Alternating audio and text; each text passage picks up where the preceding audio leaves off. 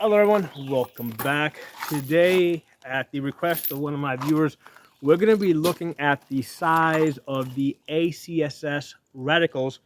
And we're going to, normally you'll find these reticles on primary arms and Holosun scopes. Now, one of my viewers said that they had a Cyclops and the reticle was tiny. Okay, now I don't have the Cyclops. The reason why I never bought the Cyclops is because the click adjustments on that are 1 minute of angle. So at 100 yards, every click moves you 1 full inch. At the very least, I like a ½ inch adjustment. So that's why I never got the Cyclops. But I've got something very similar to that. I've got the Holosun, what is 503G ACSS. So this is a red dot. I believe that the size of the reticle and the the size of the chevron and the horseshoe around it should be about the same size as the Cyclops. I can't know for sure because I don't have a Cyclops to actually measure out. But first, let me show you guys how I'm measuring the size of these reticles. Okay, so I've got basically a measure, okay, a 12-inch measure at 100 yards. I'm going to take you downrange and we're going to take a quick look at it. Let me pause you guys for a second. All right, so I've got a piece of paper here, and basically what I did is I took a ruler, I put it on it, and I marked out the inches. And the reason why I did it this way, so I can actually see the inches at some distance. However, I still couldn't see the inches. So what I decided to do is I basically made these thick lines here and marked it 3, 5, and 8, so that I can better see it 100 yards away. So the measurements that I'm going to be throwing out at you are going to be basically, kind of somewhat estimated because I can't quite see that perfectly well, but it will give us an idea of the size of the chevrons and the size of the horseshoes. Okay, so let me bring you back to the firing line over there, and we're going to talk about the measurements that I took.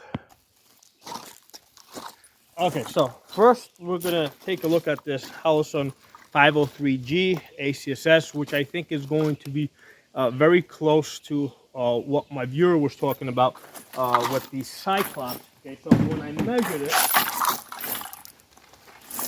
okay, the chevron works out to be about 8 minutes of angle. Okay, and that's basically leg to leg. Okay, and then the horseshoe, the outer horseshoe, turns out to be about 65 minutes of angle. Okay, now how was I able to measure the 65 MOA? What I did is I got, well, I kind of do remember that in the manual it said 65 MOA, but I couldn't quite remember. So I took this other one here, which I know for a fact that this is 65 MOA, and basically I was able to mark this between 2 trees over there, and then I held up the horseshoe and I saw it was about the same. Okay? So that's how I know that the horseshoe is 65 MOA. So let's talk about the 8 MOA chevron. And when I hold this up, okay, let me hold this up for you guys here. Let me see so you guys can see it. There you go. So you can see the horseshoe, but the chevron is like tiny, tiny, tiny, tiny, tiny. Okay. So when I hold this up, at the target over there, right, I mean, I can't even make it out that it's I can't make it out. But however, when you flip over the magnifier, that's when you can actually see things. So let me see if I can get you guys some eye relief here. Where are you? Hold on. There it is. It's a little bit closer. Okay, so with the magnifier, this is the Holosun 3x magnifier. Okay, so now you can start seeing the details of that 8 MOA chevron. Okay, so in order for you to be able to use the chevron and those little dots that you use for bullet drop compensator below it, you have to use it with the magnifier. Okay, that's kind of how they designed it. If you're using it when you flip this over to the side, and if I am just looking through the glass, basically I'm using the entire horseshoe, that 65 MOA horseshoe, and I'm putting it on target, and then I'm using the entire arrow, right? Just not just the head, but basically I'm sort of centering the horseshoe and then putting the arrow on the target. So you kind of have to look at the whole reticle as one, okay? And what I would typically do is I would also make this like really bright. Let me bring up the brightness. So if I was doing a CQB, I would make this bright so that it is a lot easier to pick up, okay? So that's what the measurements are on this. And yeah, the chevron by itself is tiny, okay? You pretty much need the horseshoe that's around it to basically get you on target. Basically, you would center your target around, on the horseshoe. And if you have time, right, then you might start focusing in on that little chevron if you have time. Otherwise, you're just going to center. Like if I was shooting at a man-sized target, I would just center my man in the center of that horseshoe, and I would just start blasting right in CQB distance. Okay?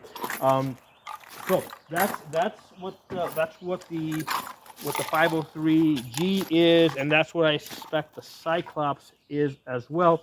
But I want to do now is I want to look at some of the other ACSS reticles. We're going to look at these variable scopes from Primary Arms because we're going to see some difference here. Now, the original question was with regards to the Cyclops, which is an etched reticle, and so one of the reasons why people might like an etched reticle is because it's not dependent on a battery.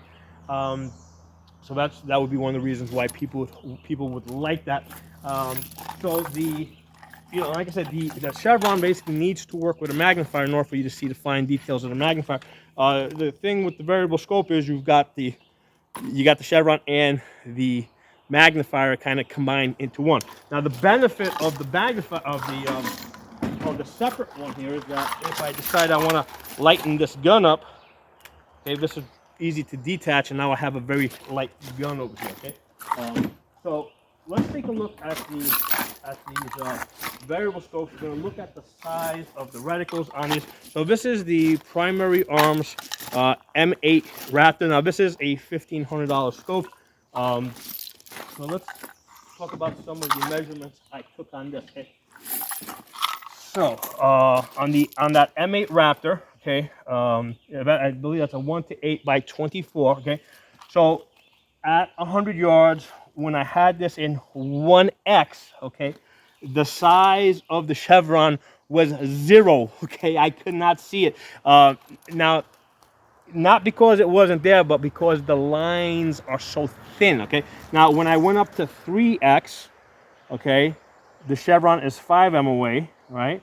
And then when I went up to 8x, okay, it was also 5 MOA, and likewise the horseshoe was 32 MOA at both magnifications, and that's because this is a first focal plane scope. Okay, so the size of the reticle doesn't change. It gets bigger, it gets smaller as you zoom in and out, but so does the background behind it. Okay, so when you're looking at your background and you're looking at your reticle, the two stay at the same proportional size. So when I'm in 1x, okay, it's still really a 5 MOA, but because the lines are so thin, right, the lines of that chevron are so thin, I cannot see it. So in 1x, just as with this, with this 503G here, okay, in 1x, I'm really depending on that horseshoe, on that 32 MOA horseshoe to drive me to the target. Okay, that's what I'm depending on. So we'll give you guys a peek inside of this.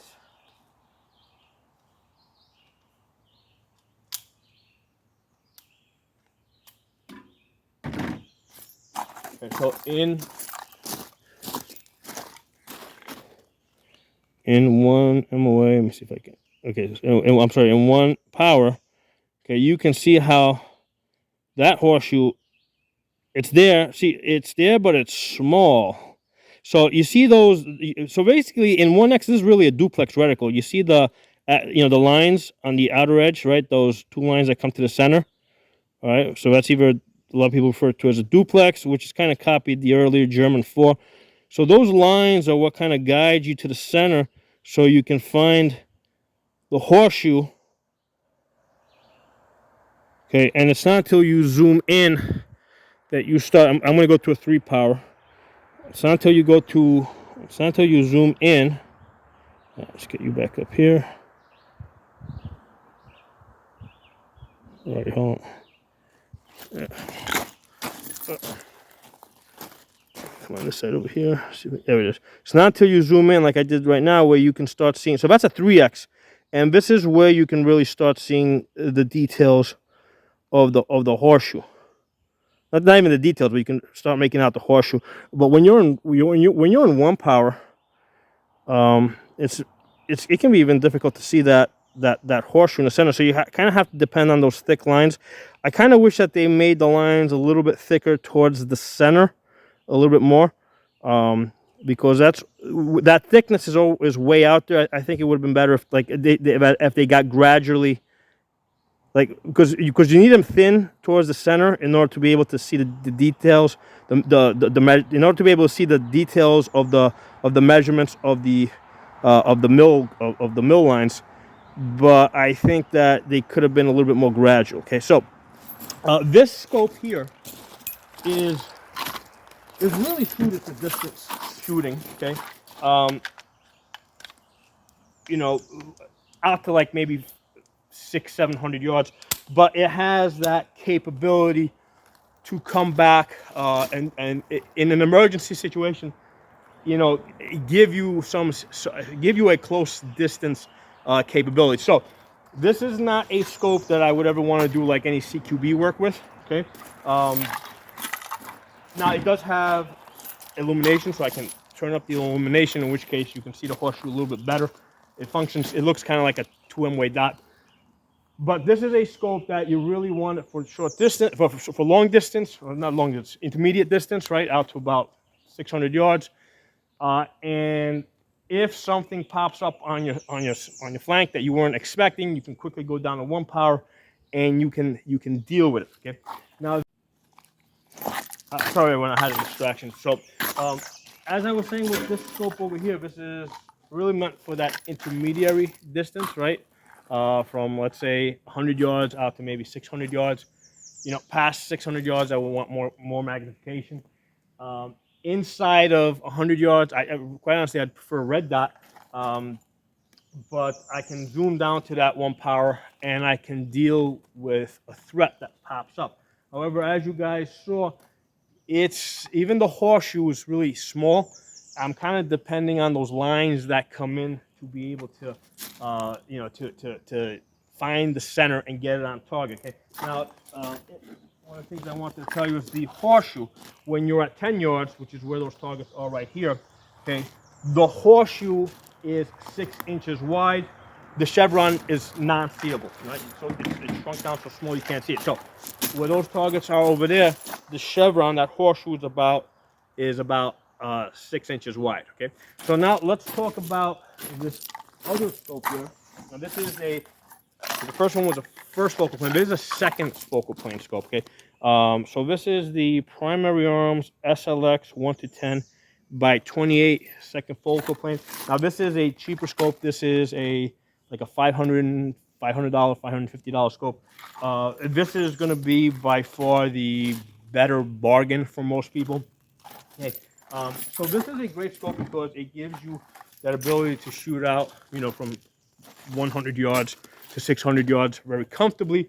But if you get into a close-in situation, I think the second focal plane actually works better. So first of all, let's go through some of the measurements that I took. So at 100 yards in 1x, okay, the chevron in 1x is 11 MOA, right? So it is 11 inches, right, roughly from here to there, all right? The horseshoe, okay, is 65 MOA, okay? So again, you can kind of use that to get on target in 1x. Okay, now if you go to 3x, and the reason why I picked 3x on both of these scopes, the 3X is basically the kind of like the middle position here. And I think, you know, they do it on purpose because 3X is a good place. Like if you're trying to track a target that's moving at, let's say at 100 yards, right? You can, it's enough magnification that you can zoom in, but it's still wide enough that you got a field of view, okay? So you're able to zoom in on what you want, what you're looking at, but also you get some field of view. So I kind of think that's also the reason why they tend to put the 3 kind of like in the center position.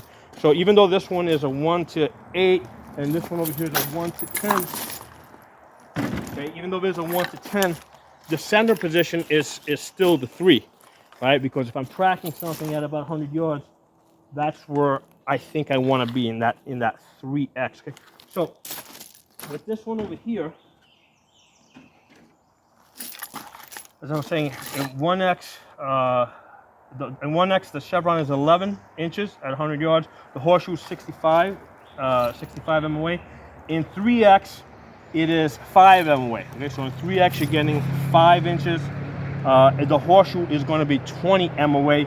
And the way I was able to take that measurement is that paper down there is about 11 MOA. So basically it was about, you know, basically came up to the halfway point of this horseshoe. So that's how I was able to estimate that at 3X, the horseshoe is basically 20 inches at 100 yards. Okay, and in 8X, so again, even though it goes up to 10X, I kept it at 8X, so it's kind of even with, you know, I'm able to kind of compare it to the other one. At 8X, my chevron is 2 MOA, and the horseshoe is 11 MOA. Okay, so that's without here. Let me bring this in a little bit so you can kind of compare the second focal plane up here, I'm sorry, the first focal plane up here to the second focal plane down here, okay? Now, with the horseshoe, at 30 yards, your horseshoe is 12 inches.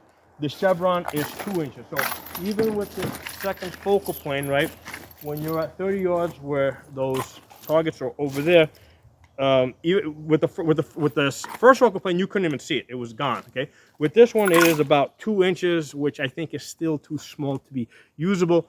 You're using the horseshoe. However, the horseshoe in CQB distance here is 12 inches. So this is twice the size of this one up here.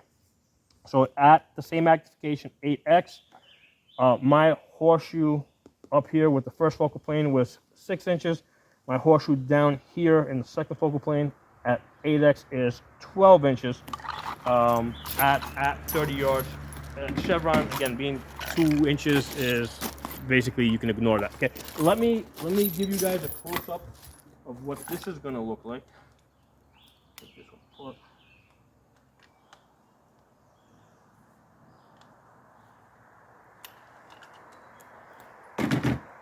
Okay, so this is the second focal plane in 1X. Let's see if I can position myself. All right, so in 1X, you can see how that horseshoe is a lot easier to find. And that there's a mill grid on the bottom with a spine, and that kind of guides your eye to the center. I find that actually guides your eye to the center even better than the duplex reticle did on the other one. And then you got those lines on the side that you use to size up a man, and that will also kind of guide you to the center. Let me give you a little bit. So with this one, as you zoom in, the reticle stays the same. So in 3X, which is the same place where I think I had you guys look at the other one. Let me get this lined up. So the picture, basically the image in the back got bigger, but the reticle, where are you? The reticle itself stays the same. Okay, so that's your second focal plane. Okay, so basically what I've done, and I've done this video before, it's not the first time I'm talking about this. If you know, obviously, if you're going to be, most of the time, if you're going to be shooting in CQB distances inside of 100 yards, the red dot's going to be your best choice. Okay, something like this house on. Okay, that's gonna. See see if I can line that up.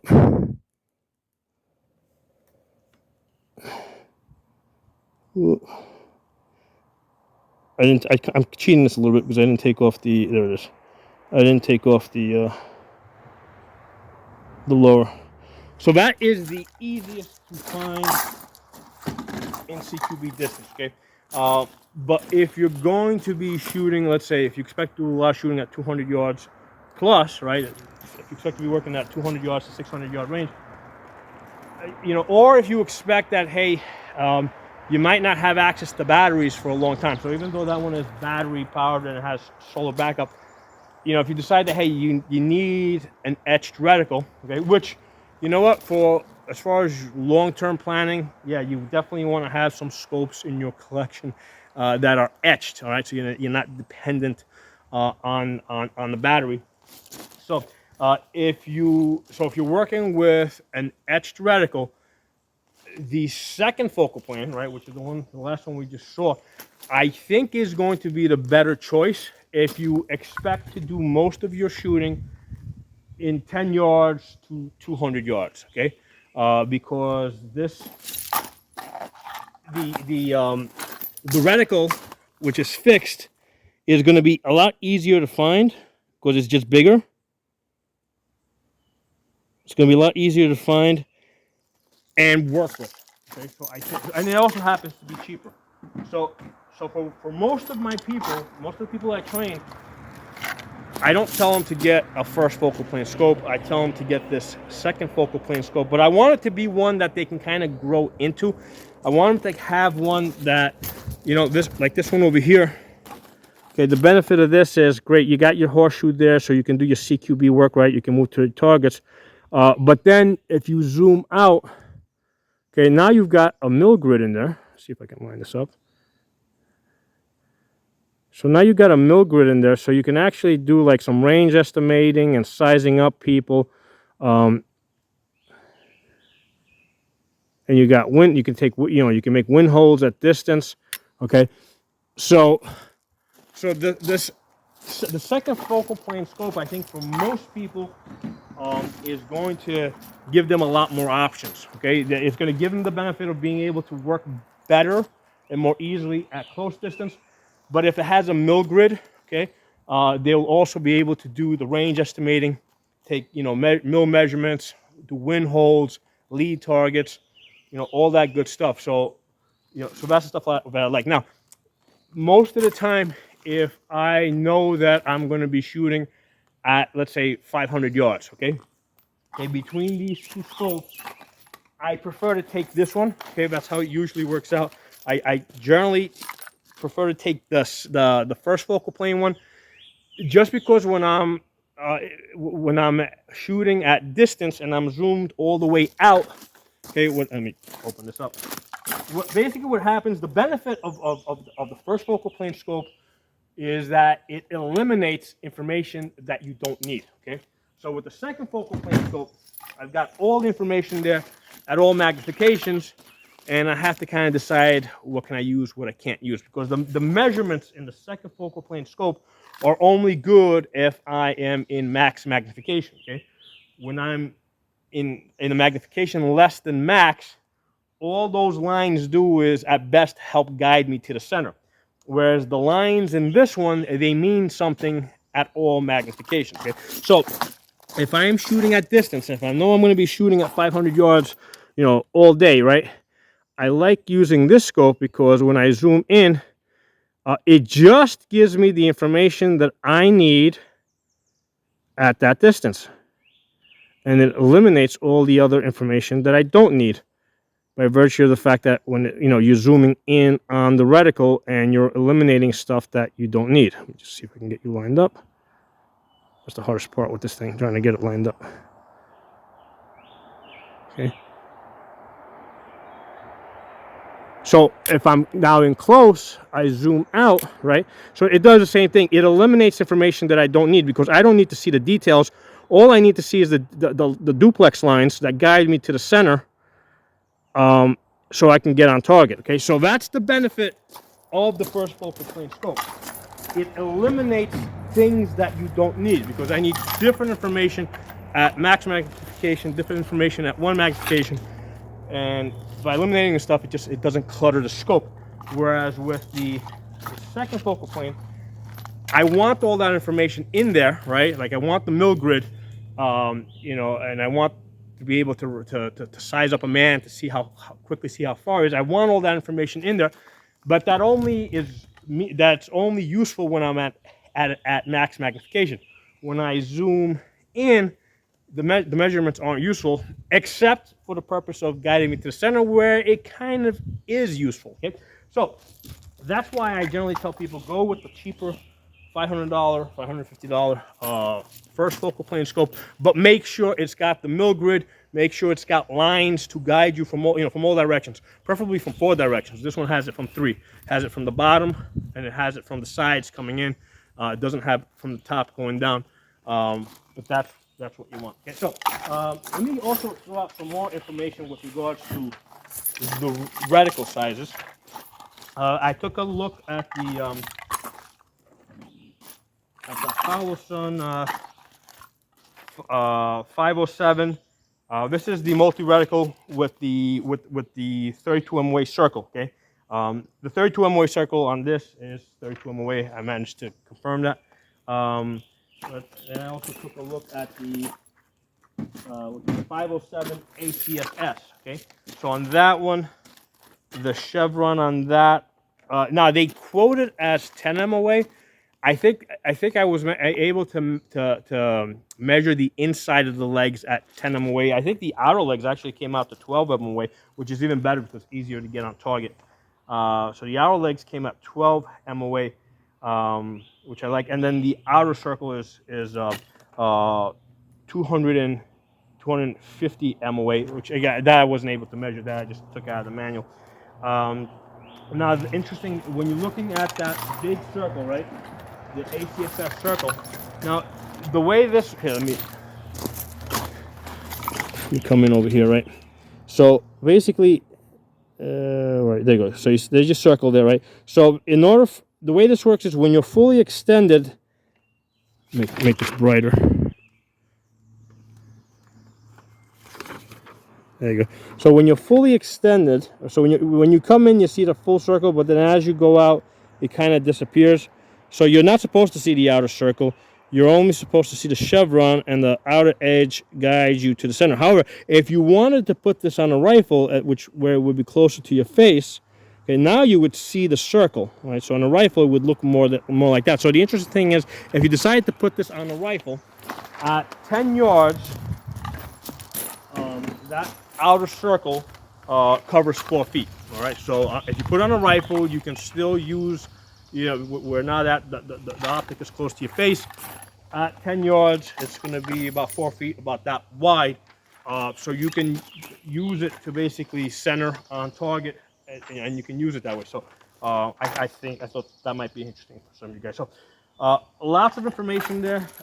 This is a very detailed video, obviously, for a very specific person, a very specific purpose, to answer very specific questions, okay, about the size of these ACSS reticles, which is not the same on all scopes, right? So it's a different size, especially as you go from second focal plane to first focal plane, because it changes size at different magnifications. So drop some comments below. Let me know if you liked the video. Talk to you all soon.